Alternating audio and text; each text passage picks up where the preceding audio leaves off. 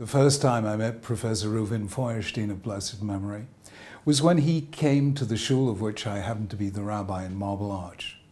There he was, this sprightly, silver-haired figure with a beret and twinkling eyes and a wonderful, gentle smile. And somehow I knew in that instant that this was one of those people whom you are privileged to meet in a single lifetime, one of the true greats.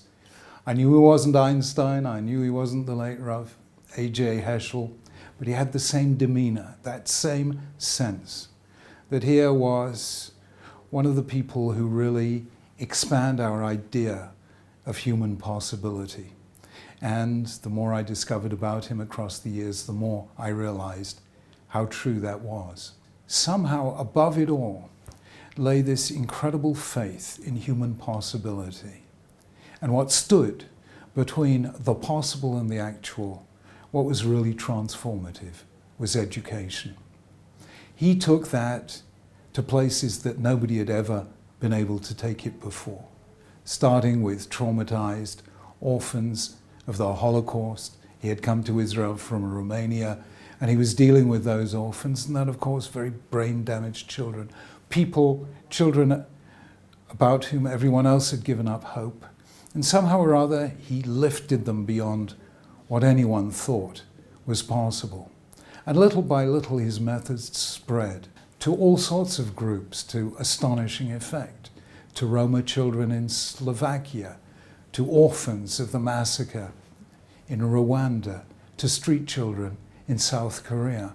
All over the world, African Americans adopted his methods in Harlem and other inner city areas. What Reuven knew was that if you want to change people's lives, want to turn curses into blessings or difficulties into opportunities, the way to do it is through education. And it was as one of the world's great educational practitioners and one of its great theorists that ultimately his clinical work derived. He began simply by using education as a form of life transformation. The truth is that what Reuven Fuerstein lived is that profound truth. If you plan for a year, plant rice. If you plan for a decade, plant a tree. If you plan for a century, educate a child. Friends, there is so much poverty in the world, so much strife. So many people are being denied the chance to grow as human beings. And the reason is that we have thought in political terms, economic terms, military terms, technological terms, and have forgotten the great Reuven Fuerstein truth, the great Jewish truth. If you want to change the world, do it by education.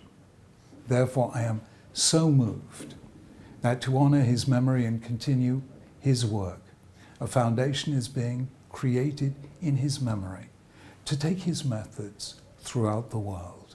I can think of no better investment in the human future than that, and no finer living example than Reuven Fuerstein was for those great 92 years of a long, distinguished, and transformational life. Let all of us help turn his memory into a blessing for the children of the world.